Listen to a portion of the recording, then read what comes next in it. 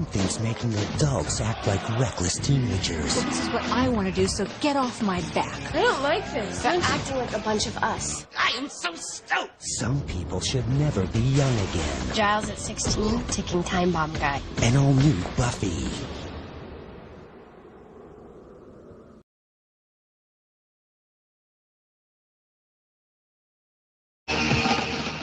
Hello, and welcome to this week's edition of Slade, the Buffyverse Revisited. I'm one of your hosts. I'm Jeremy. I'm your other host, James. And this week, we will be backpedaling into, what is this? Season 3, Episode 6, Band Candy. Yes, backpedaling. Why are we backpedaling into it, though? What did we say that we're trying to...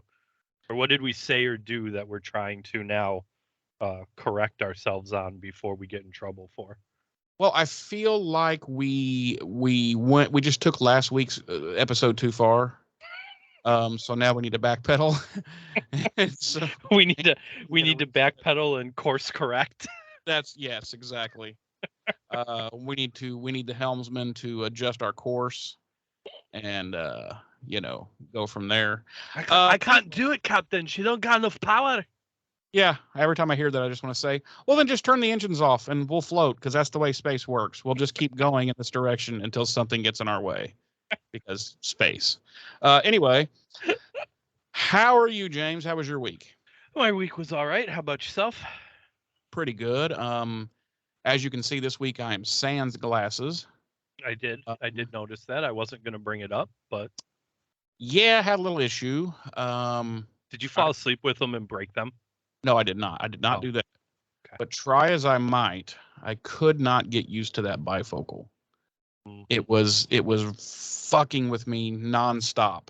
Like, if I was doing something with my hands or on a computer, anything, it's like I'm in the bifocal, I'm out of the bifocal. I'm in it, I'm out of it. I'm in it, I'm out of it. And finally, I was like, I'm going to take them back, and I'm going to have the fucking bifocal taken out. And if I need to read something up close, I will use my readers or a magnifying glass. Because fuck this. So that's what I did. So I should have those back before our next show. But other than that, pretty uneventful week. So you're just going for the nearsighted prescription. Yes, I just need my distance and my clarity. Mm-hmm. And other than that, I'll just probably continue using my magnifying glass. Gotcha. Because I'm a very, very old man. So did we have anything we needed to touch on from last week? Did we have any? Well, of course, I'm sure we didn't have any kind of emails or comments or anything. Nope, nothing new. Don't say that. We had a string of comments there from Silver Siren. From the same person, right? Because everyone else hates us. You know what? Fuck them then. Oh, we know how to treat our audience. Yes. So, well, if there's nothing else, then why don't you throw a little butter and a little garlic into a pan and sear us up some juicy dates and deets. Do that. Okay. As previously stated, we will be revisiting Buffy the Vampire Slayer Season 3, Episode 6, the 40th episode of the series overall, Band Candy. Our episode director this week is Michael Lang, and our episode credited writer is Jane Espenson, making her writing debut as our new story editor for Buffy the Vampire Slayer. Our original air date was November 10th, 1998 on the now defunct WB network. Our Nielsen rating was 4.1 million households when it first aired, so a little bit of a drop from last week. We ranked 96th out of 131 original network primetime shows airing for the week, and 4th out of the 15 original shows airing on the WB for that week. Our regular cast, as always, includes Sarah Michelle Gellar as Buffy, Nicholas Brendan as Xander, Allison Hannigan as Willow, Charisma Carpenter as Cordelia, David Boreanaz as Angel, Seth Green as Oz, and Anthony Stewart Head as Giles. Our guest stars this week include Christine Sutherland as Joyce, K. Todd Freeman as Mr. Trick, Robin Sachs as Ethan Rain, making his long-awaited return since we last saw him in Season 2, Episode 8, The Dark Age. Harry Kroner as the mayor, Armin Shimmerman as Principal Snyder, who, I'm going to say this right now, steals the fucking episode. Yes, he does. Yes. This is probably, I don't recall the rest of the season. It's been a while since I've rewatched. This is definitely the most screen time he's had in an episode since he joined the cast. And I think it's probably the most screen time he has for the rest of the season. Yeah, I feel like some people maybe watched him on DS9 and realized, fuck, this guy's got some fucking chops. Let's give him some fucking, some camera time. Yeah, but he is in far more of this episode than he has previously been. And as I said, he steals this episode in every way imaginable. Jason Hall as Devin and Peg Stewart as Miss Barton. Our episode synopsis this week is shit on my end. It reads, I gotta hear this. Buffy must take on Mr. Trick again when he causes all the adults in town to act like teenagers. So far, so good. And Buffy tries to keep Angel a secret. When? At what point? At what point? Yeah, that's imaginary. In this episode. That's imaginary. Mine reads, adults throughout Sunnydale behave like immature teenagers after they eat cursed candy. Okay. Little too much info there, I think, but I think better than yours. Yeah. Well, I mean, the first half of mine is pretty good. Is pretty good. A good general synopsis. She doesn't know she's taking on Trick until like. No, I get that. I get that, but it doesn't change the fact that Buffy must take on Trick. So,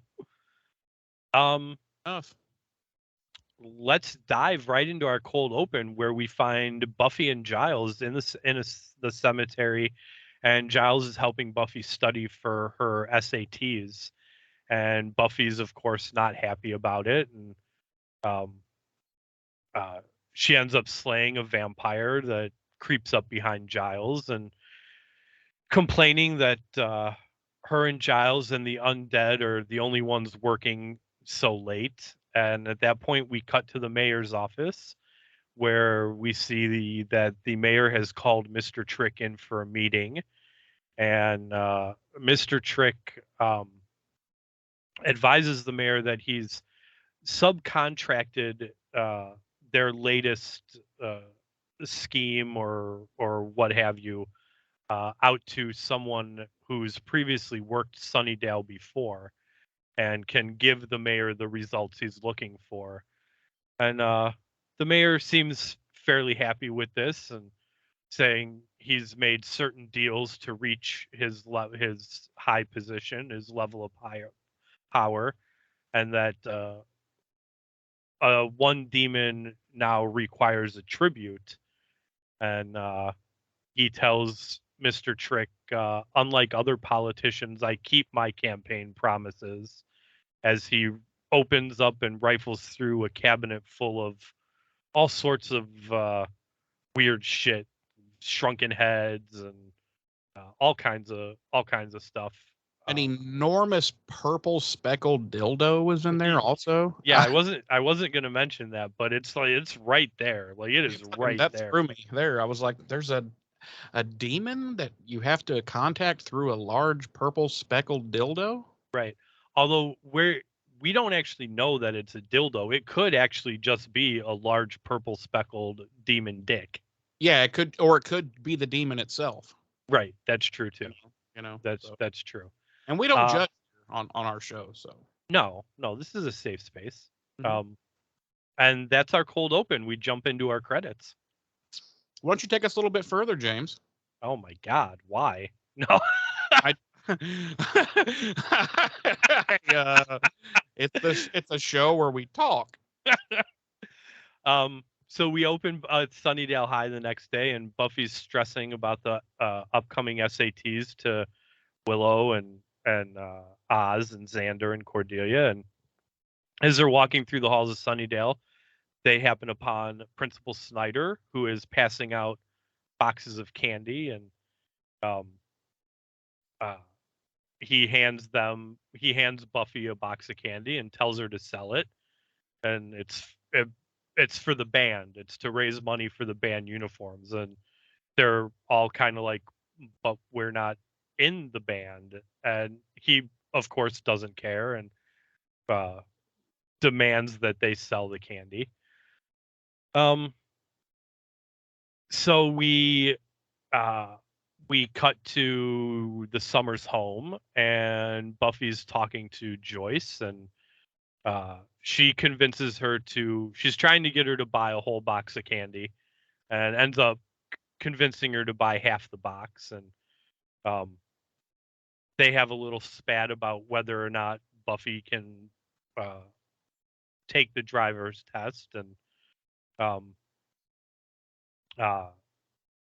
basically Joyce doesn't want Buffy driving. She's clearly worried about Buffy taking off again. Plus, let's be honest, she knows that she needs the car for when she has, a trick. Right. Although she shouldn't be using her personal vehicle for that. She should be meeting them at a predetermined location. She's a cheap hooker. She usually just blows guys in her car. I get that, but that seems dangerous. I want Joyce to be safe while she's out there doing that sort of thing. But Joyce isn't, the sharpest tool in the shed. That's true. Buffy ends up leaving, saying she has to go slay and study with Giles. And then we cut to the library, and Giles has blindfolded Buffy and instructed her to hit him with a ball that he's given her. Wait for 5 seconds after he stops talking, and then hit him with the ball. And so he stops talking and walks away from her, and she turns around, like completely not facing Giles or even the direction Giles is in, and he gets a smug little smile on his face, and she proceeds to throw the ball at the wall, and it ricochets and hits Giles. And I think we're supposed to be under the assumption that she did that on purpose. Yeah. So he he tells her good job, and we find out that she managed to convince him to buy the other half of her box of candy as well. Yeah. And I'm like, these can't be more than $1 a bar. Right. I mean, like, I remember mom couldn't have just kicked her 220s and Right. Like I remember selling candy bars when I was in high school, and they were like a buck a piece, like, for world's finest chocolate bars. Mm-hmm. Is what they were called. And they were not the world's finest. Yeah.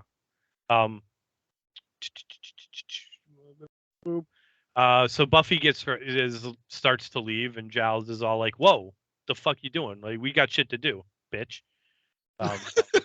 And then she roundhouses him and knocks his head clear off his fucking neck. Completely decapitates him. And there's just this fucking shower of just fucking blood, and oh my god, dude. And she doesn't even bat an eye. Nope. She's like, fuck yeah, bitch. Yeah. She literally roundhouses him, takes his head clear off, and she doesn't even look back at the carnage. She Nope. like drops her foot and just keeps walking. And it happens so quickly that the body just stands there for about 6 seconds with fucking blood just spraying everywhere, and then it drops. It's like I know you've seen this movie, and maybe some of our audience has too. It's like the decapitation scene of Pamela Voorhees at the end of the original Friday the 13th. You just see the blood spurting out of the headless torso, and and Giles's hands like this. Yeah. You know. You just see gore spraying out of this fucking stump, and it's just standing there, like in shock. Yeah. No. Buffy tells them that her mom wants her at home, and so she leaves, but she doesn't go home. She goes to the mansion. She goes to band camp. She goes to band camp with Willow, and they do some shit with a flute. We can't even describe We it. can't even discuss it, even on this show. Right. That's all I'm gonna say is that they do some shit with a flute, and wow. Onlyfans.com. Yeah. Was it hot? Yeah, it was. Was it kind of weird? Fuck yeah, it was. Is that what made it hot? Yeah. Oh, and don't forget the little song that they were playing. You know. Because they were queefing.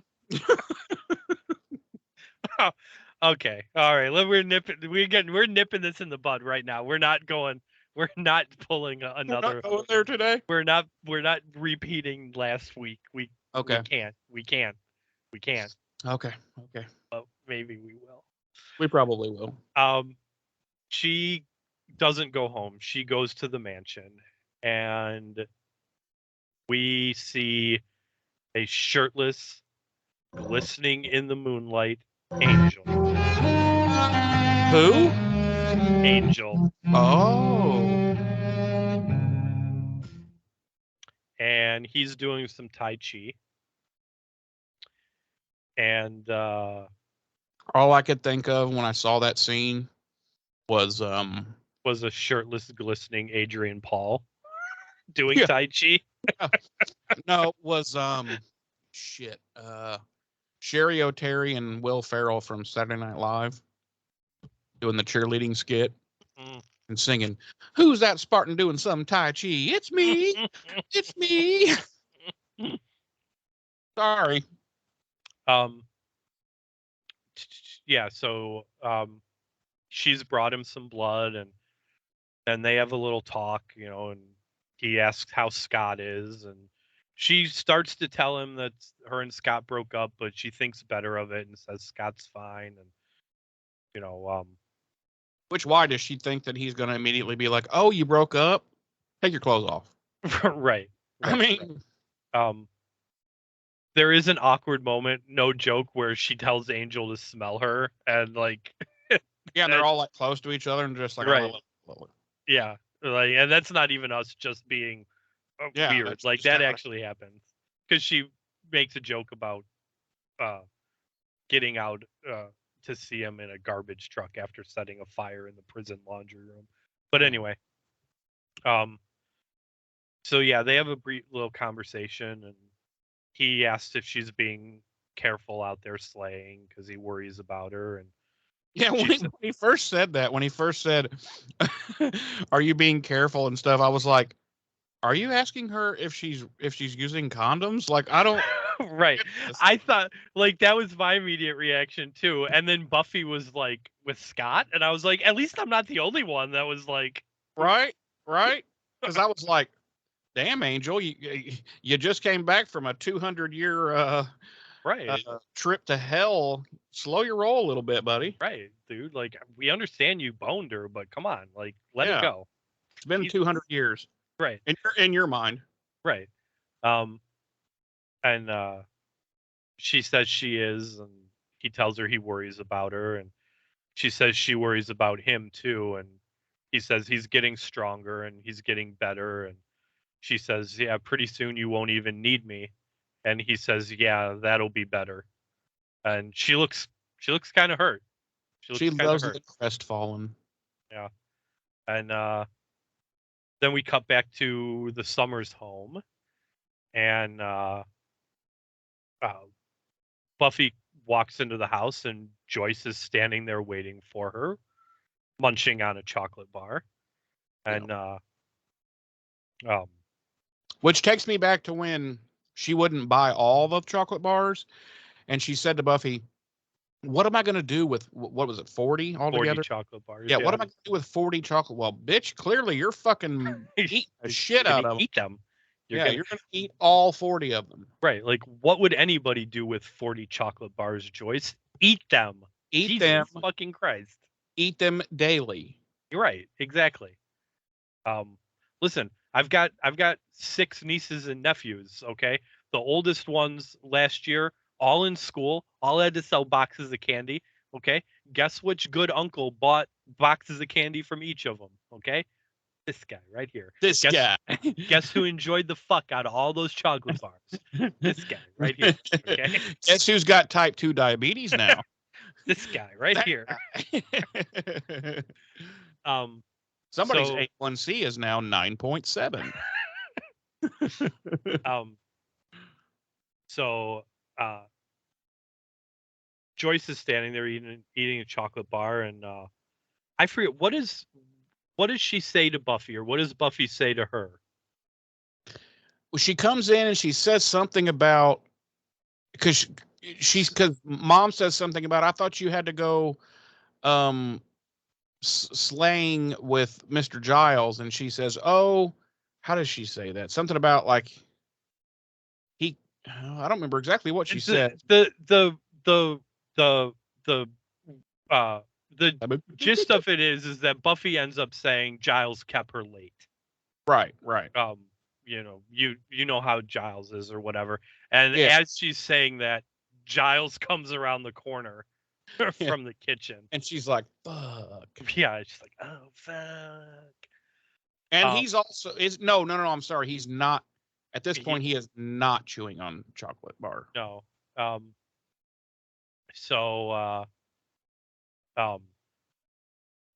Joyce is all like, you lied to both of us, and you used us as you used us against each other as your alibis, and that's not fair. And Giles said he called Willow, and she lied to Willow about where she was going to be too, and they were worried. And now somebody about to get cut. Right. Because Willow's telling tales, and right. like ain't even got the back of her best friend. I'd be like, wow, bitch, you could have at least covered for me and been like, yeah, she's here. But she can't talk right now. She's taking a huge shit right now. Right. She can't get to the phone. My muff is in her face. What? What? Which version are you watching?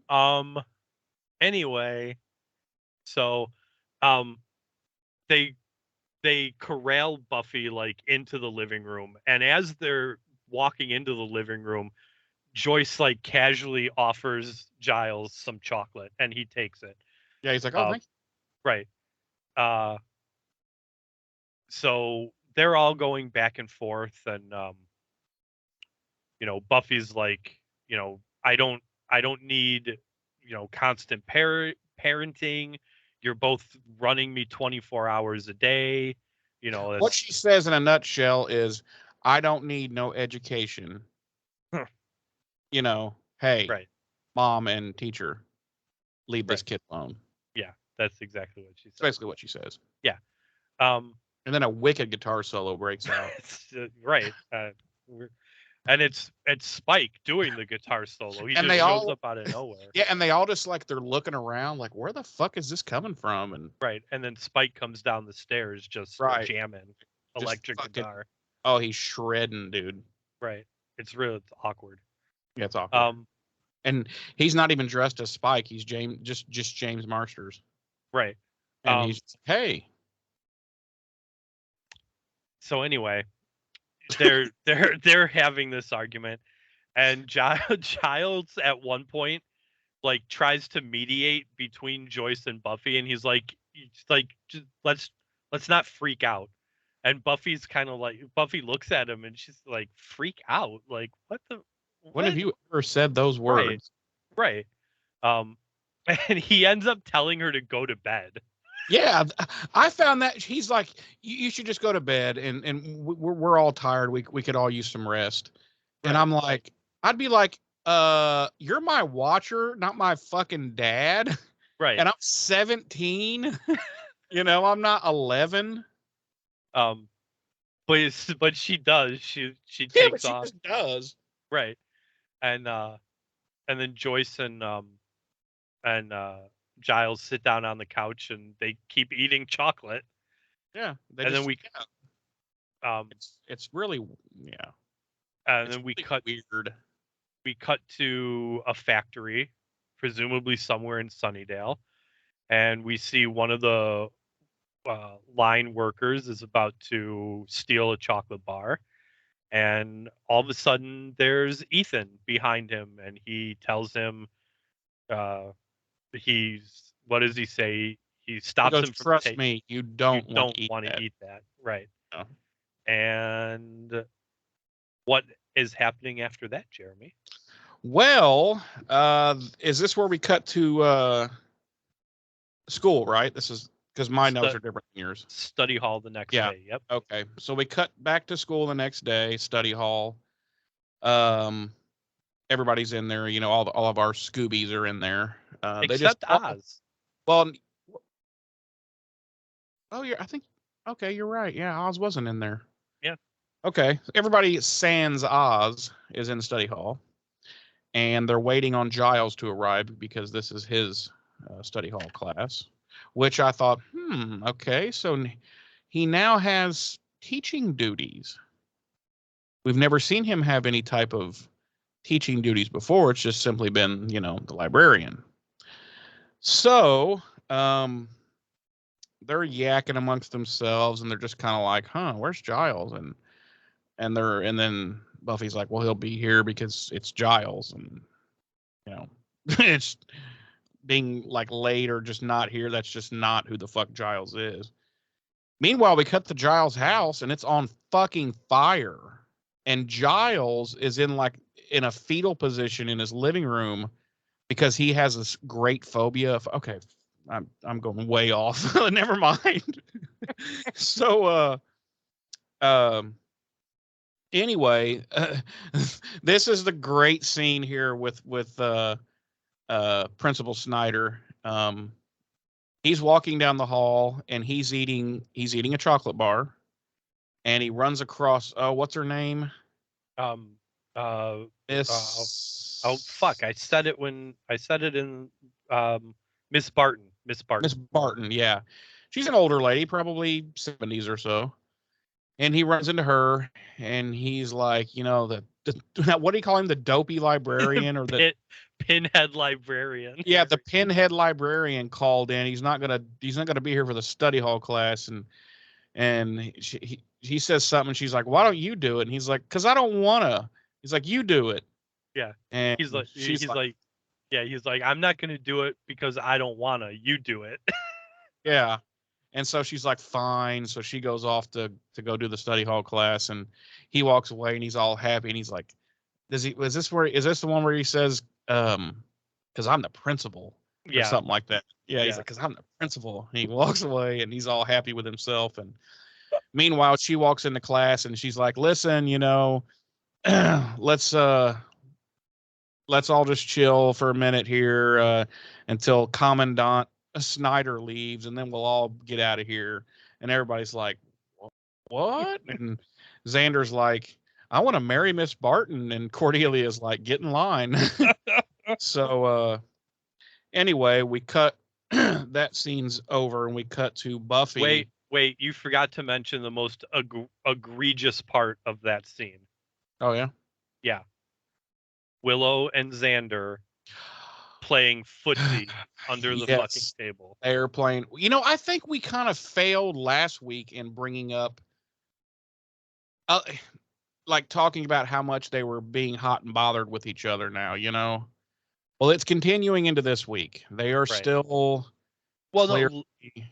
last week was Homecoming, so we definitely talked about them making out. Yeah, about them making out, but I don't think I don't think we really touched on how much after that they were constantly like eyeing each other, and it was just Yeah. constant you know innuendo, I guess you could say. And Right. it's still going on now. Because they're sitting at the same table, and Buffy and Cordelia are sitting at the table in front of them, So they are just playing hardcore footsie under the table this whole scene. And until Cordelia turns around at one point and says something, and they're like, "Oh!" and they jerk away real quick, and she has no idea what's going on. Right.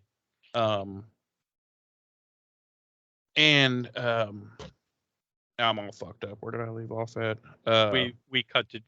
We finished that scene and we were going to Giles's apartment. Right. Because Buffy's pretty concerned because this is just not like Giles. Right. So she gets to his house and she just walks in. She just opens the door and walks in, which I found a little strange. I guess it's not that strange. He is her watcher and stuff, but I don't know. I just found it kind of weird that she just walked in. Right. I mean, what if he was like naked, like partaking in autoerotic asphyxiation or something, and she walked in on that, you know? Right. What if he was pulling a David Carradine? Right. What if he had accidentally killed himself whilst trying to, you know, jettison some baby batter? I don't know. I'm just saying. So she just walks in and he's just knelt down by this thing where he's going through records. For you younger folks, that's what music used to come on. They're called albums. He's going through some old albums and he's like, "Oh, hey, Buffy." And I mention them frequently when I cover our music. yes. And they're probably always like, "Why does this guy keep saying that word album? What does that even mean?" I really throw him for a loop when I used to say EP instead of album. Yeah. They're probably like, was that like what it was? Was that the website before Spotify? Yeah. So anyway, so she walks in, she's like, "Hey, you know, I was worried about you, you know, you didn't show up, blah, blah, blah, blah." And he's like, "Well, you know, I called in." And then she spots her mother sitting there on the couch. And she just in mid-sentence goes, "And what is my mother doing here?" And long story short, Joyce tells her that they had both been doing some thinking and they felt like she was right, that they were pulling her in two different directions too much. And, you know, they needed to, they decided they needed to get together and figure out a schedule for her and, you know, to make it easier, you know. And Giles was like, "Yeah, you know, it's still going to be kind of tight, but, you know, I think we can make it work. And this way you won't be getting, you know, yanked in two different directions all the time and yada, yada." And Joyce is like, "Well, we have some more to discuss. So here, why don't you just take the car and go ahead and go?" And Buffy's like, "What?" And she's like, "Yeah, just here you go. Just be safe." And Buffy's like, "Fuck you. Oh, okay." And just wipes the keys and fucking bails. And then Joyce pulls out this hidden bottle of wine and she's like, "Do you think she knew?" And is that when Giles lights his first cigarette? Yeah. Yeah, he like lights up a smoke and he's like, and then he kind of sinks into this kind of Cockney accent instead of, you know, a proper British accent. And so he has clearly reverted to Ripper. It's just clear at this point. And Joyce is acting very not Joyce as well. And like she pulls a bottle of booze out from hiding next to the couch, like they were clearly drinking. Right. And a rolled up dollar bill, and there's like fucking rails of Coke on the table, and yeah. But anyway, so let me see. Wait a minute. Do we cut to the car scene now, or is it back to, or was it still Giles and? I believe we have the car scene with Buffy and Willow, and then it cuts back to Joyce and Giles. Yeah. Yeah. So we cut to the mom's car, and Buffy's driving it like a fucking mad person, like a bat out of hell. And Willow's in the passenger seat, and she's clearly freaking out and is totally uncomfortable. And they decide to go to the Bronze, I believe. Mm-hmm. And before they get there, they have a fiery, horrific crash. Sends Willow through the windshield face first. Completely unrecognizable corpse by the time the EMS gets there. Buffy doesn't have a scratch on her, of course, because she's a Slayer. But she killed a family of 6 that she hit head on. And she doesn't seem to care. She just lights a cigarette and oh wait, it's Tammy. That's the problem. Must have been Tammy. No, anyway. So they get to the bronze and before they get to the bronze, we cut back to Joyce and Giles. And he's like smoking and she's acting like a little teenager in love and with him, and he's acting cool and hip and ripperish, and he's at one point they're listening to this song and he's like, oh, listen to this part, oh yeah, and he's like, man, he gets up and he's looking in the mirror and he's like messes up his hair and he's like, man, I've got to get a band back together. And I'm like, whoa, Ripper. Did you recognize what they were listening to? Oh God, was it Jefferson Starship or Jimi Hendrix or something like that? It was Cream. Oh, was it Cream? Yep. Okay. Tales of Brave Ulysses. Oh, okay. She's like, well, let's, or she says something. I think she says, let's watch some TV. And he says, no, let's go out and, do something, get into something. And she's like, well, you want to go to the Bronze? And he's like, no, that place is dead. And then we cut to the Bronze.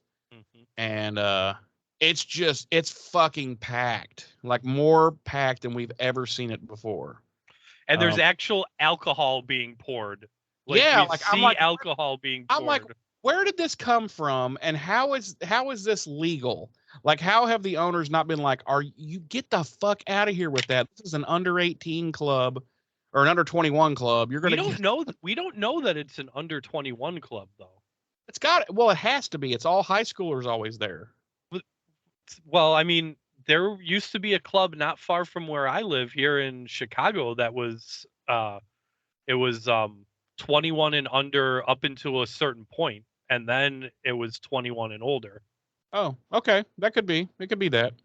But still, this is clearly the under 21 hours. Right. Yeah. So I'm like, but anyway, of course we never see the owners of the Bronze, who owns the Bronze. Right. So, who the fuck knows? It's probably a demon. So anyway, yeah, it's packed. Oz's band, A Dingo Ate My Baby, is playing. Yes, the Bronze band this week is once again Dingoes Ate My Baby, which, as we all know by this point, is actually the band 4-Star Mary, and they are performing Violent from the album Thrown to the Wolves, released by MSG Records in 1999. Who do they have to kick out of the band every week so that Oz can pretend like he's playing guitar? The entire band, because it's not just Oz that's up there pretending. It's also the guy that plays Devin. And I thought those were like actual band members. No. Oh, okay. Gotcha. All right. So anyway, and the singer's like, dude, they're digging us. Cause like, everybody's getting down with it. It's all these old people. The Bronze is packed, like we said, but it's all old people. Like when I say old, I mean like me and James's age and older. And such a dick. It's true though. Sad but true. But it's in Buffy and Willow walk in and they're just like, what in the actual fuck is going on here? And everybody's eating these chocolate bars, or you see them in like their pockets or whatever. And they run into Mrs. What's her name? Bartram? Barton.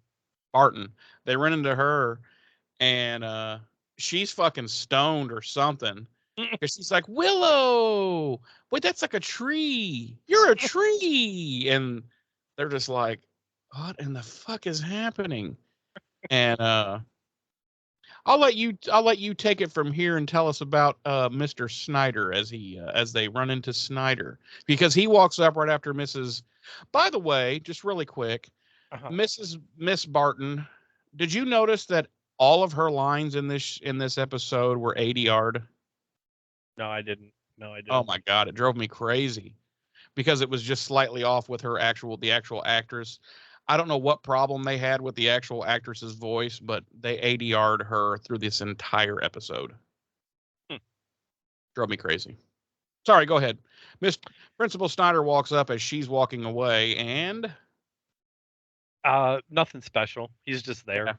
yeah. He's just He does like have a needle in his arm because he just shot up. he But just did like a phenomenal amount of heroin. yeah, but I mean, other than that, there's Right. needle. No, he walks up to Buffy and Willow like he's fucking part of the Scooby Gang, honestly.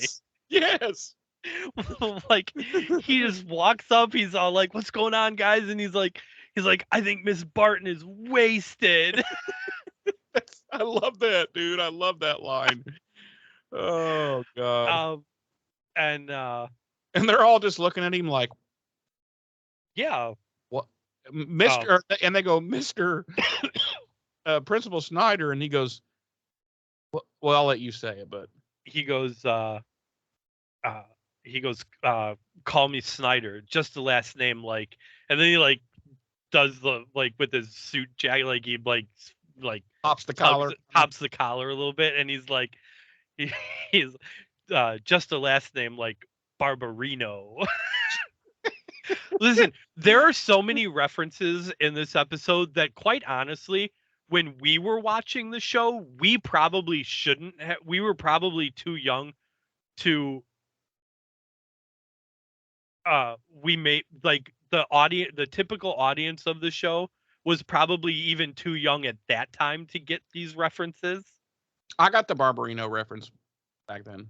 Well, I did too, but I feel like you and I grew up watching a lot of older television. Oh yeah, that ton of that it.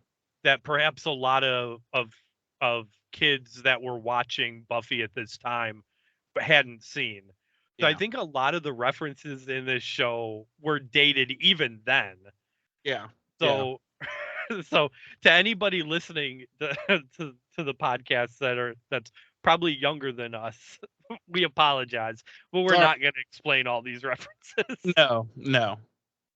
Um. Yeah. So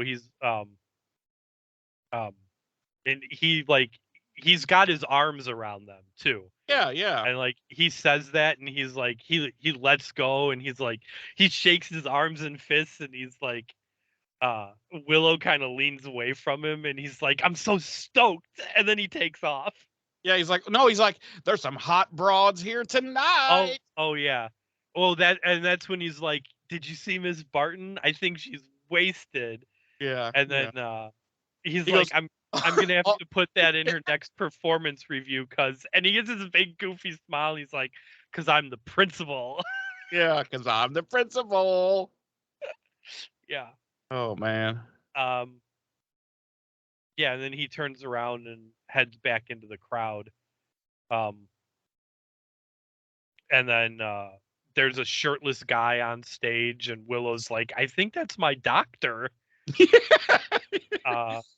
And then that's when like Snyder comes up out of nowhere again, and he's like, he like sticks his head between Buffy and Willow, and he's like, "I got a commendation for being principal from the mayor. Shook my hand twice." And Buffy's like, "That's nice." Yeah. Well, and then we see the shirtless doctor go to do a stage dive, and no one catches him. He literally goes face first, and they're all like, "Oh." Yeah. And then like, Buffy says to Snyder, she's like, "That's nice." And that's when like he's nodding, and he's like takes a deep breath, and that's when he sees the two women walk by, and he's like, "Whoa, there's some foxy ladies here tonight," and he takes off after them. Yeah. Oh man.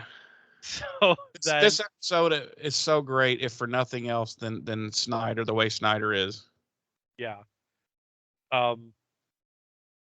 Where was I? That's when Oz comes up to him and they're all kind of discussing like what's going on and yeah. So they decide that they need to figure out what's going on, and they head out of the bronze to go find Giles, and fucking Snyder. yeah, where he's like, wait up, hold up, guys. He's right. Like they're leaving the Buffy, Willow, and Oz are leaving the bronze, and Snyder's behind him, and he's like, hold on, guys, like you're not trying to ditch me, are you? Yeah. And they climb into Joyce's mom mobile, and then out of nowhere, Snyder gets into the back seat. Yeah, and they're like, and Willow says something, and Buffy's like, we don't have time, and he's just gonna have to come with us. Right. Now, I want to. Oh, go ahead. I was gonna say it's actually like they're like that's when they're like we have to try and find Giles. You know, he was at his place with my mom, and then it's Oz. He's like looks at Snyder, and he's like Snyder, and Buffy's like, forget it, it's too late. He's coming with us. Yeah. Now here's a part. This is I don't really think I would call this a goof 'em up an oopsie. But because when this show was aired, it was aired in like 480i resolution. So you probably wouldn't have been able to see this. But in modern days with high def TV and high def Blu-ray transfers, when she pulls away in Mom's car, you see like smoke come out from behind her car because she's supposedly squealing the tire, getting some rubber, as they would say. Well, really, she's only pulling away probably at about 20 miles an hour. But there's these little hoses that you can clearly see that are underneath the car that are pointing backwards that are blowing smoke out to make it look like the tires are smoking. And you'll see that again in another scene a little bit later when they show these two middle-aged guys in their family vehicles deciding to race each other, and they both take off really quick, and both of their vehicles have these little hoses that are shooting smoke out from behind. But you know me, I got to bring things like that up. Do you want to pick us up where we left off? Where we leave off at? Oh yeah, them pulling off. So we didn't mention that when they were still inside the bronze, they had figured out it had to have something to do with the candy. Right. Because they started looking around, and because at first they were like, do you think it's like a curse or something's going on? Something's definitely going on. And they were going over things it could be. And then they noticed, I don't remember who noticed at first, but I think they kind of all simultaneously noticed that everyone was eating the fucking candy. Yeah, like everyone was eating the candy, and then there were we forgot one other little bitty tidbit from the bronze is where Snyder again, where you see these two older guys like get into a little bit of a fight, a pushing match about over the chocolate bars, and Snyder looks at him and goes, "Hey, it's a fight," and he like runs over there because he wants to like watch it. It's just so fucking funny, dude. And they're just like, oh, fuck. That's when they leave to go get in the car, and then he comes running out behind them like, "Hey, you trying to ditch me?" Yeah. But anyway, where I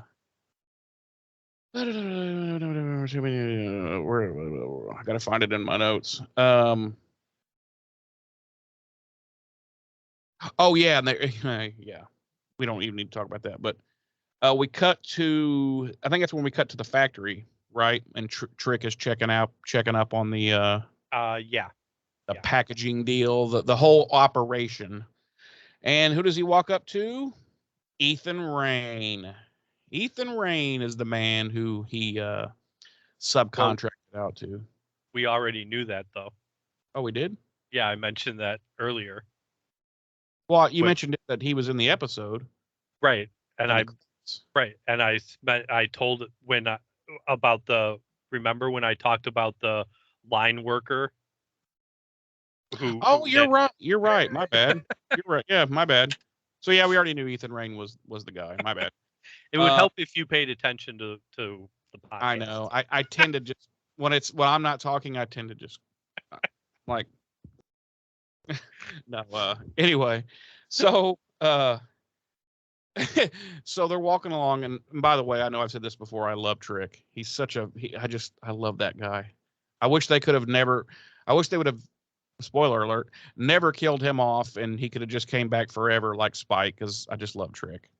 Yeah. But anyway, they're walking along the production line and talking about it, and he's like, "Yeah, it's going out pretty good. The whole town's pretty much just about where we want them to be, and yada yada." And Trick sees a guy that's working on the, packing boxes, and he's like, "Hey, don't sample the product." And the guy's like, I didn't.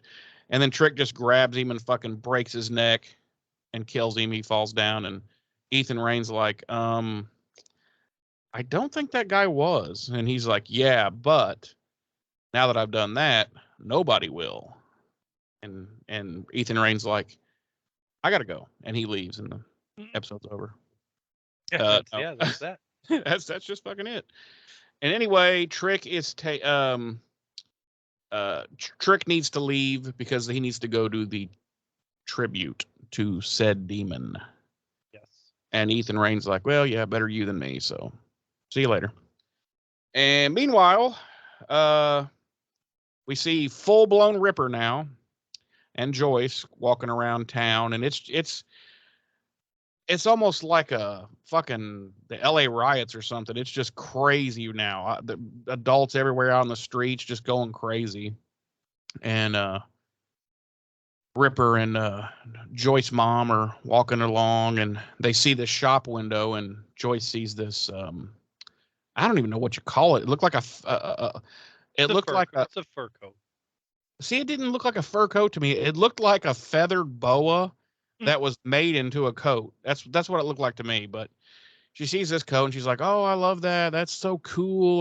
Well, who does she say? What reference does she use? She said it looks like Oh God, I don't even remember. A 70s reference, but anyway, and he's like, "Oh, you fancy that?" And she's like, "Yeah, but the store's closed and blah blah blah." And Ripper Juice Newton. Juice It Newton. says it's very Juice Newton. Juice Newton, yeah. So Giles / Ripper. I'm gonna pause right here because you just brought up a good point. It's a very 70s reference, which from Joyce and Giles, and even Snyder, like I get that, but literally every adult that's acting like a teenager now in this episode that we see is making 70s references. Yeah, when some of them are clearly much older than that. Right, would have been teenagers like before the 70s hit. Yeah. Absolutely. Not perfect, but right. Still kind of funny. I think we still kind of get, where they're going. Oh yeah. Yeah, definitely. But anyway, so all of a sudden Giles grabs a trash can nearby and just chucks it through the fucking window. No alarm or anything goes off. No, an alarm goes off. Does it? Yeah. Oh, I could have swore I made a mental note like, why didn't at least an alarm go off? But apparently it did. I'm just stupid. And then he just steps into the display window there and grabs the coat and grabs the hat too, and he kind of like a black fedora, and he puts it on. And then he goes out and puts the coat on her, and then they start fucking smooching.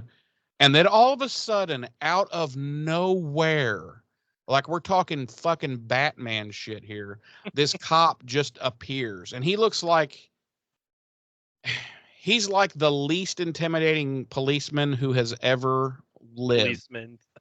Yeah, he's just it's horrible. But he's already has his gun. He's got his gun on him, and he's like, "Hold it right there." And I'm like, whoa, that was just a little bit of fucking larceny. Does that really call for drawing down on a guy? Anyway. But he does have a chocolate bar in his pocket, so he's probably in teenager mode too. Yeah, that's true. And of course Ripper, he's a badass, so he's like, you're not going to use that. And he's like, yes, I will. And then of course, he grabs his arm, headbutts him, knees him, just wrecks him, tosses him aside, takes the gun, puts it, in his back back of his waistband, and he's like, "See, told him he wouldn't use it." And of course, Joyce is totally fucking wet from this, and she's like, "You're so cool."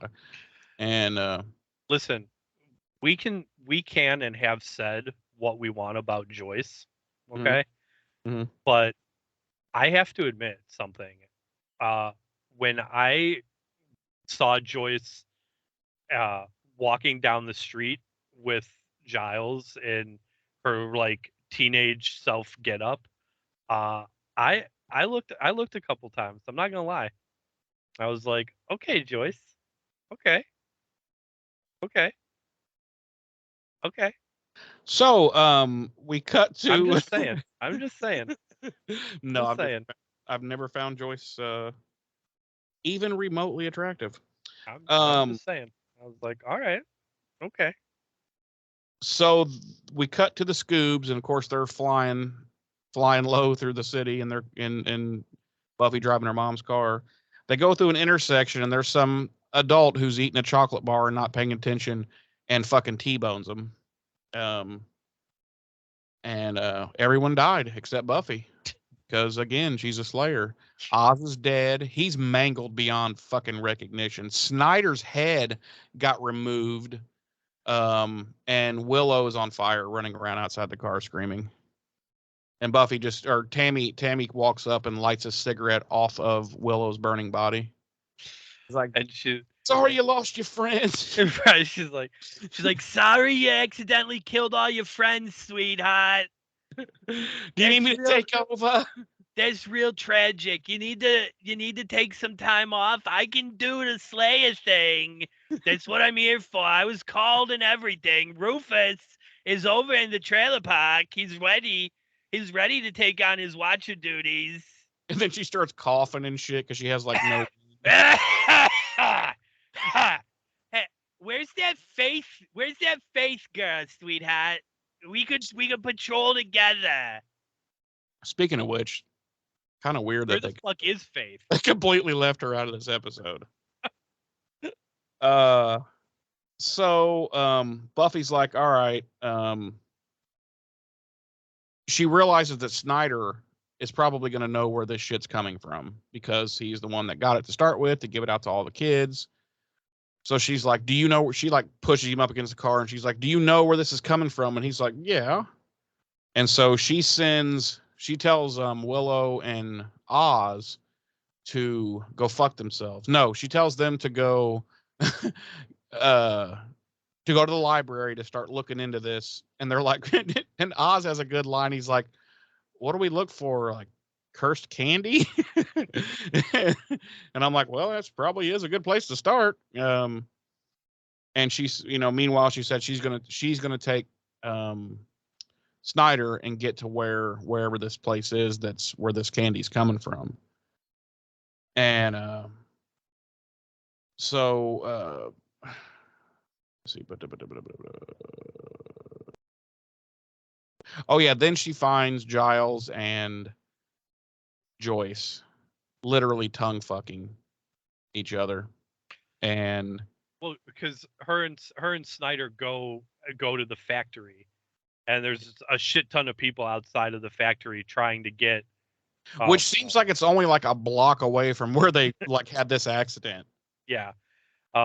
Trying to get more candy, and her and Snyder go towards the factory, and she passes right by Giles and Joyce making out, and like she takes a couple steps back, and she's all like disgusted by it. Yeah. Buffy and Giles have a good exchange here too. Yeah. Where like, because Joyce is being teenage Joyce, and she's being a super bitch. She's a lot like teenage Buffy. Honestly. But she's telling Buffy, like, I don't know, she's being super fucking like bitchy. She's like, you can't Buffy, tell me what to do, and yeah, but she's like, I've never heard Buffy act like that. That's true, but she's like, Joyce is like, you want to slay things, and I want some candy. Yeah. And then like Giles tries to intervene on Joyce's behalf, And Buffy's like, she says to him, you know, uh, what does she say? She's like, "Do you really want to fight me?" or something like that. Yeah, she turns to Giles and she's like, Giles, do you really want to fight me? And he's like, he's looking at her real mean, and he's like, no, not really. And he does like it's so stupid. He's staring at her, like contemplating it, and then like his hand flies up. Like he's like, Yeah, like and he grabs a grabs a cigarette out cigarette from out behind his behind his ear ear. and turns around to go like, I'm like, what Yeah. the fuck? Yeah. Yeah. Um do, do, do, do, do. So uh Buffy and Giles and Joyce and Snyder end up going into the factory, which is completely empty, and they find Ethan there. And of course, this is the big reveal to them that it's Ethan. And um, Buffy's all like, Ethan reigned, yada yada yada yada, and Giles is behind her, and he's like, Ethan, and Ethan's like, Ripper. And then immediately he turns around and runs. It's like the Princess Bride scene. Yeah. He just immediately turns around and just bolts. And they're hot on his heels. Yes. And holy shit, they are chasing him through like miles and miles of these corridors that are full of these boxes of. I'm like, this is a massive operation. This had to have taken years to get going. Right. This amount of product. Like, I think they overdid it for the amount of adults that are in Sunnydale. Yeah. Now let me take this little part right here. Okay. They go I through. I know which part you want to take. I'll bet you don't. Okay. They go chasing him. Can't find him. They get to this, turn another corner, and they're like, "Fuck, where did he go?" And then all of a sudden, Buffy does this spin kick and kicks what should be a box, but it breaks apart like wood. And Ethan's face is there. So somehow he got far ahead of them and climbed inside of a box that had other boxes on top of it. I don't know. I found it very, very goofy, but at the same time funny. Yeah. So then, of course, she grabs him by the shirt collar and yanks him out of the box. Now I'll let you take this part because I know you'll enjoy this. So, of course, she's like roughing him up for information, and Giles, Ripper, like teenage Giles, is behind Buffy, and you just hear him keep going, hit him, Yep. hit him, and she's like telling Giles to shut up and calm down, and Giles is like, "You're my Slayer. I say hit him." Yeah, you're my Slayer. No, I say hit him. So Buffy does end up hitting Ethan because he won't give her any information, and Giles literally jumps in the air and like fist pumps the air. He's like, yes, and then he's like, hit him again. Yeah. Yeah. And by the way, when she does hit him, he like immediately he goes, I don't know, pow, and he just like immediately gives her the answer. It's funny the way that the timing on that. Yeah, because she's like, obviously the usual like, what's going on? Yeah, and he's like, oh, I have no idea, and she hits him, and immediately he's like, um da, da, da, da, they want to keep the town distracted for a tribute to the demon Larconis, and Right. you know um uh and he says he doesn't know what the tribute is, and Buffy goes to hit him again because Giles again is like he's lying, hit him again. Yeah. Yeah. And Buffy does go to hit him again, and he's like no, he's like, honestly, I don't know. And then and I'm sorry, that's when Giles is like, he's lying, hit him again, and Buffy's like, no, I don't think he's lying this time. Yeah. But we do see that a bunch of vampires have infiltrated the Sunnydale Hospital maternity ward, and Just walking in. they are, well, the nurse was fucking chowing down on some candy and watching TV. I think she was watching TV, wasn't she? There's like alarms and everything going off and everywhere, and yeah. And they steal a bunch of newborn babies. Do you want to pick it up from there, or you want me to keep going? No, it's fine. They're talking. They cut back, and the gang is talking. And is this where they're on the phone, right? Yeah. They're on the phone at the library with Oz and Willow, and all of a sudden Giles like remembers. He's like, "Wait a minute, I know this," and he starts giving him information about who the demon is and blah blah blah blah blah. And no, that's that happens at the hospital. Oh, okay, yeah. Oh, this is where they find out where he would be in the sewer and all that, and then Willow discovers. Well, I think actually Oz found it because he's pointing it out to Willow in the book, and she's telling him over the phone. It's, she's like, "Oh," and they're like, "What?" And she's like, "The tribute is babies. He eats babies." Right, and then that's when they Buffy and Snyder and Joyce and Giles go to the hospital, and that's when Giles starts to remember. Yeah. So, we can just whack that all in together. Buffy finally tells Snyder to go home. And he's like, I can do that, because he's not interested in going down in no sewers and shit. So, they crash the party at the sewer. And as soon as they do, the mayor sees, and he because the mayor's there too, because obviously the tribute is he owes. So the mayor, so he's before they crash the party though, the mayor's standing there down in the sewers, and he calls like his secretary on his cell phone, and he's like, "Hey, get with whoever, call Bob from building commission or whatever," and he's like, "I want to talk to him Monday morning about the situations in the sewer, like exposed pipes and blah blah blah blah blah blah blah." And then he's like, "Oh, and cancel my 3 p.m." And anyway, then they crash, and when he sees them, he immediately fucking bails. He skirts away in the dark, in the shadows, and he's never seen by anyone as being there. The mayor we're talking about here. Right. So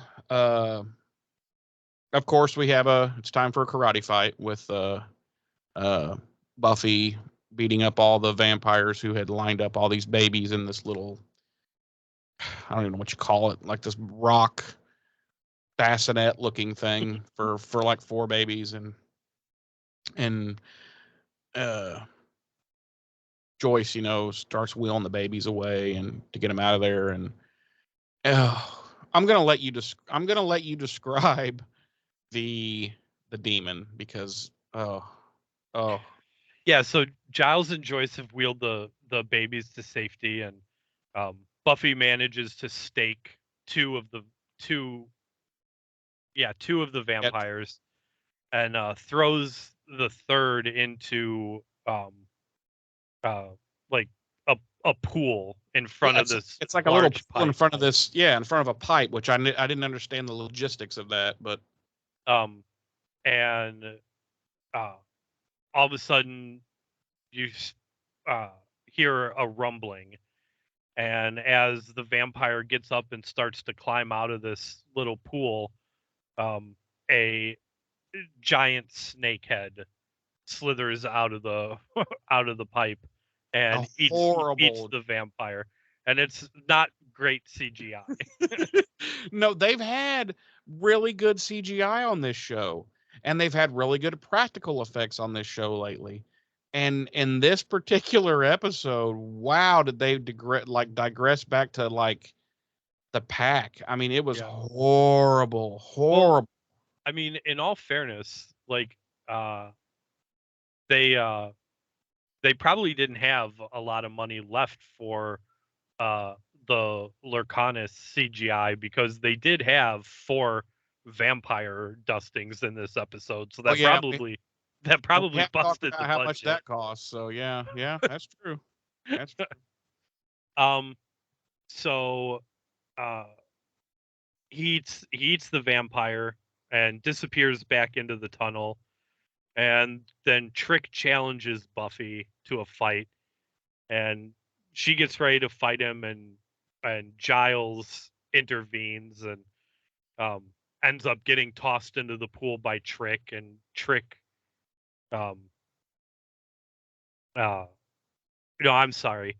Um uh Trick tosses Giles into the pool, and uh Giles or Buffy ends up tearing a gas pipe off the ceiling and lighting it on fire. There's torches lit by the where they were gonna sacrifice the babies.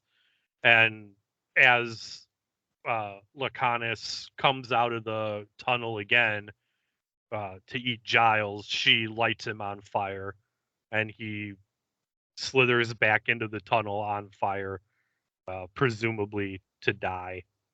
And while all that's going on, Trick has managed to make his way up and out of the sewer. But he sticks his head back down and he goes, "Hey, girl." What does he say? Hard times to come. Yeah, Something like that. yeah, I love Trick. God, I love yeah. Trick. And then we cut to later that night, and the mayor's not particularly happy with Trick, but Trick is like, you know, uh, everything seems to work out seems to have worked out fine. Like he's like, because the mayor wants to know what happened with Ethan since everything was botched up, and Trick's like, I paid him and he left. Like, no reason burning that bridge. The dude did what he was supposed to do, you Yeah. know. And See, that's one of the reasons I like Trick, dude, because he's not like one of those, I just kill everyone because I'm this evil vampire, like, I don't know, Yeah. man. Trick was a deep, deep character. He could have been really, really fleshed out in this show, man. He really could have been. yeah, and then he's like, and Trick tells the mayor's like, the way I see it, I did you a favor. Like, that's one less demon you owe tribute to. And he's 100% right. Right. And the mayor's like, that's true, but in the future, be careful how many favors you do for me. And then we cut back to Sunnydale High the next day, and Principal Snyder recruits Willow, Oz, Cordelia, and Xander to clean up some vandalized school property. It says Kiss Rocks. Yes, and then we cut outside, and Buffy and Giles are talking, and they run into Joyce, who's there to pick up Buffy, and Buffy's like, be glad that the only damage done was to the car, and I managed to get to you two before you actually did anything. And there's extreme uncomfortableness between Joyce and Giles, and that is the end of our episode.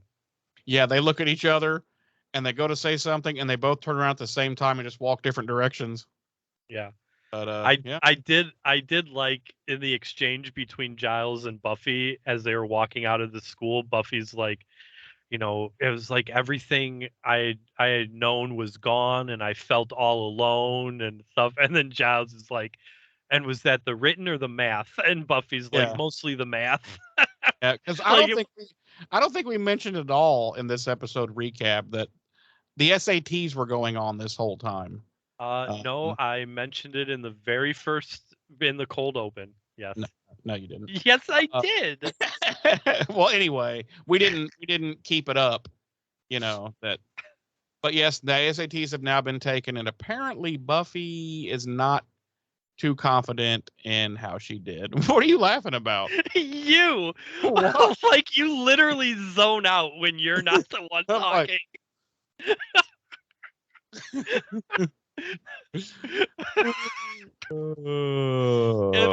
it happens all the time. You're like, oh, I don't think we mentioned it. I'm like, yeah, we did it. I talked about it. Oh well, when it's not me talking, I don't fucking know. I don't pay attention to anybody but myself. Oh man. So that's the end of our episode. It is How about a little monsterology? okay. Nothing this week. Right. That I didn't even. I really couldn't find any other like story elements to connect this with in relation to other movies or television shows. So nothing, no real monsterology this week. Our body count this episode was 6. Our music was Blase, performed by Mad Cow from the album Eureka, self-released in 1998. Tales of Brave Ulysses, as previously mentioned, performed by Cream from the album Disraeli Gears, released by Polydor Records in 1967. Slip Jimmy, performed by Every Bit of Nothing from the album Ostomosta, released in 1998. I was unable to confirm what record label released that. And of course, our uh, score as composed by series composer Christoph Beck. Jeremy, Yes. please tell me Yes. how many shirtless angels doing Tai Chi do you give this episode? And give me your final thoughts. This gets a 4. Shirtless angels doing Tai Chi. I love this episode. It was so fucking fun and so fucking funny that I didn't even care about the horrible CGI'd snake. It, it, it's just, it's one of those episodes that if I see playing on television or so, I'm stopping to watch it. Like we've said, Snyder, Armin Shimmerman, he is off the chain hilarious. Everybody does a good job. Everybody. There were no glaring problems with the episode. I love fucking Trick, as I say all the time, and this is a great episode for him. We're setting up some thing, we're definitely setting up some shit going forward. So yeah, it's a solid 4 for me. I can't give it a 5 because that's reserved for the very fucking best of the best, and in my opinion, for my ratings. So I can't give it a 5, but it's definitely a solid 4. James, Yes, sir. how many horribly CGI'd snake demons do you give this episode? And give us your final thoughts. I give this episode 5 horribly CGI'd snake demons. Oh, wow. To me, this is one of the best of the best. Okay. This is on my list of episodes you show people to get them intrigued in the show. Outside of there's two things: the horrible CGI snake and the lack of faith in this episode. Are the only two things working against it. And neither one of those, like you said, it's such a fun and funny and overall good episode that I really could care less that the CGI snake wasn't that great. And I can get over the fact that they didn't utilize Eliza at all in this episode. But because everything else is so it's firing on all cylinders to me. Armin Shimmerman is fucking hilarious as Teenage Snyder. I enjoyed Teenage Joyce. I enjoyed Teenage Giles, which I will say, as much as I like Teenage Giles, I prefer when we see the Ripper and Giles now come out. Yeah. Oh yeah. Because I think it's a more like like this glimpse of Ripper was just like angsty teenage troubled youth, like Ripper. The Ripper we see come out in older Giles now for glimpses is a more refined, more Can truly more fuck you up, Rip. Ripper, yes. Yeah. So I do enjoy that Ripper much more than the Ripper we got here, but it was still I still enjoyed it a hell of a lot. Um and I think they all did a phenomenal job playing these teenage versions of their characters. Mhm. Giles as Ripper was pretty much what we had been told he was. You know, um, Joyce was based on conversations had with Buffy in past episodes, what we would have expected from Joyce. She seemed like she was kind of an outcast and kind of a loner, like trying to fit in a little bit. I think that's why she latched on to Ripper. Like Ripper is the cool kid, you know what I'm saying? Mhm. And Snyder was obviously a dork who would try to latch on to anyone that would have him, as kind of tried to force himself into groups like he did with the Scoobies. Yeah. um so so I think they all did a phenomenal job, you know um so yeah, great first assignment from Jane Epson, who who's you know uh who does go on to become one of the big names behind the scenes for the show. Kudos to Jane. Her and Marty Noxon, and kind of like we said before, like they're this is kind of the fandom that outside of, like you said, Trek and Wars.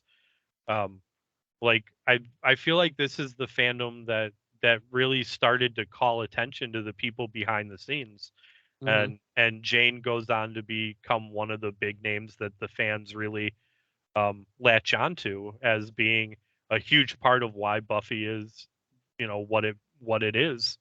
Yeah, I Uh, think she is, in terms that you and I can relate to, she is their David Abramowitz. See, I would say she's their Jillian Horvath or Donna Leto.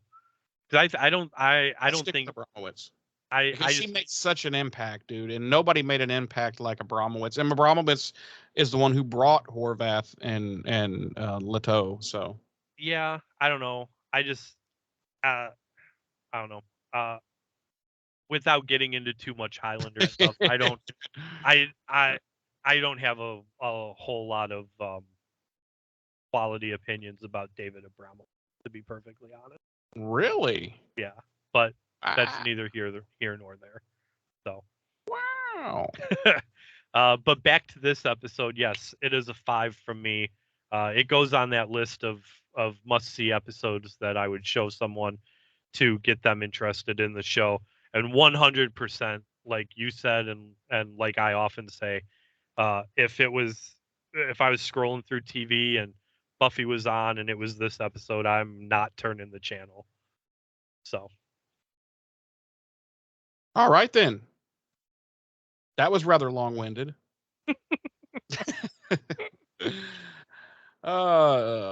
Is that the conclusion of your yeah, wrap-ups?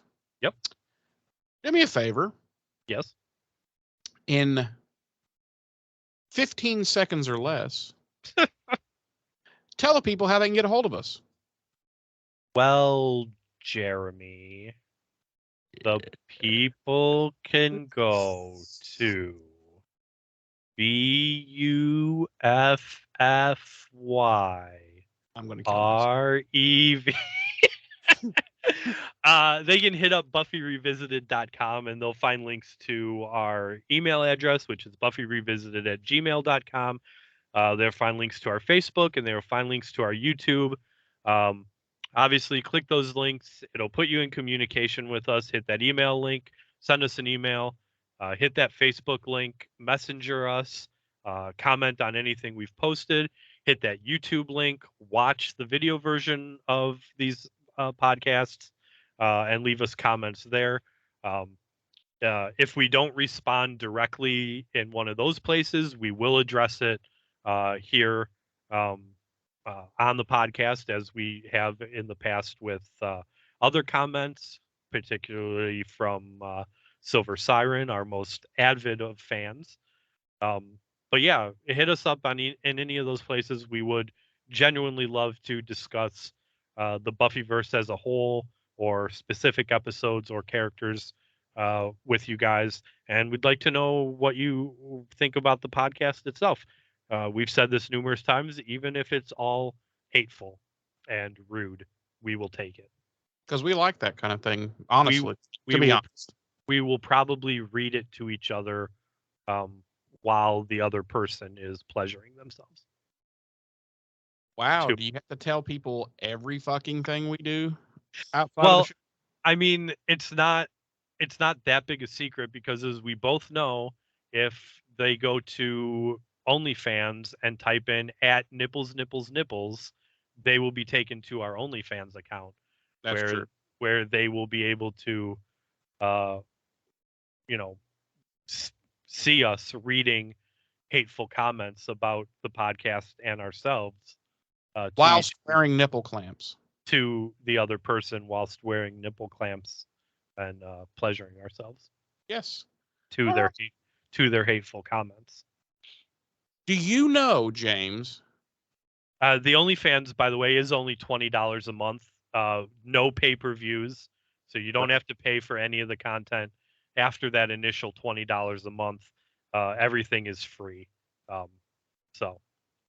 Wow. Okay. Yeah. Damn. We ain't making any money off this shit at all. James, do you happen to know what episode we're going to be covering next week? Fuck no. Why would I know that? Why would I know that? 3, episode 7, Revelations.